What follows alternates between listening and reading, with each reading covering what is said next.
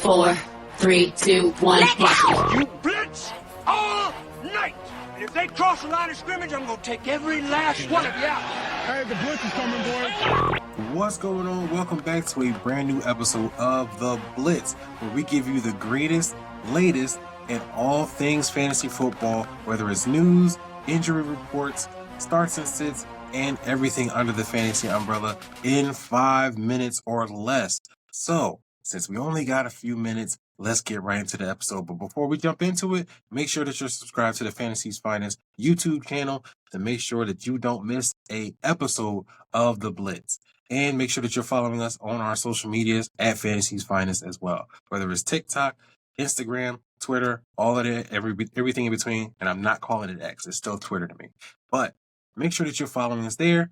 So let's get into the episode because we got a lot to cover in a little bit of time. So to get things started, we do have an update for Christian McCaffrey. Apparently, according to him, he feels like he can go in week 2.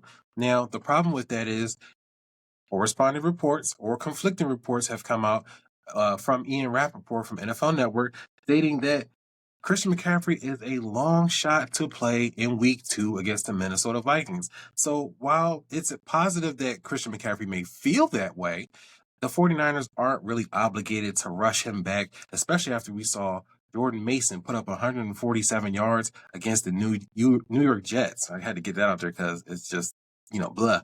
The New York Jets got ran on, basically by Jordan Mason.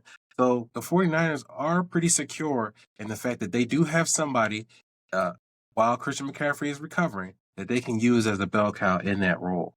We also have some other news regarding Puka Nacua, and it's not great.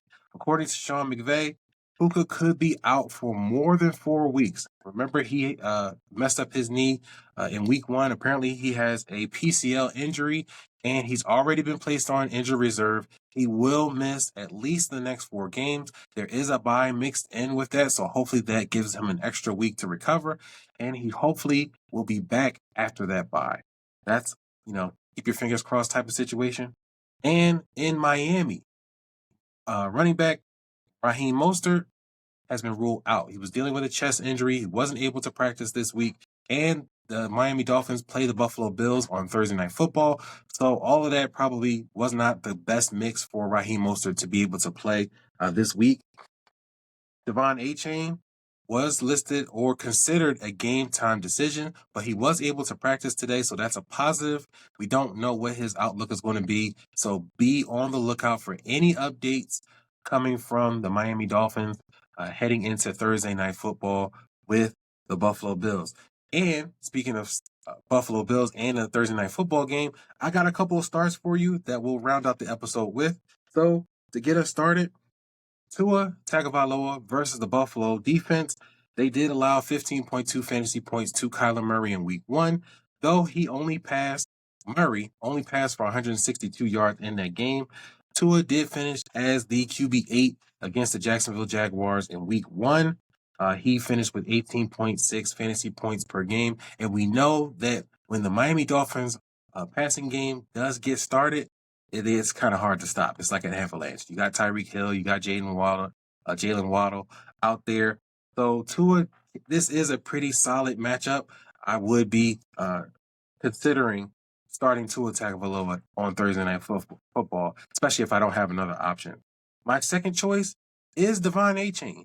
If they say that he can go, I'm plugging him into my lineups and not thinking anything about it. He's just too versatile a weapon to not use in that offense. And with Raheem Mostert out for the game, that just means more work for Devon Achane.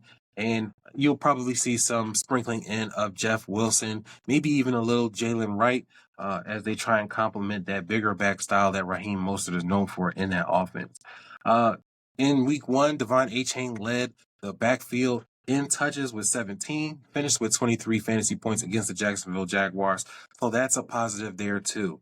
And to wrap it up, I would be fine with starting Buffalo Bills wide receiver Keon Coleman against the Miami Dolphins. They did give up 30 fantasy points against the Jacksonville Jaguars wide receivers, according to fantasydata.com.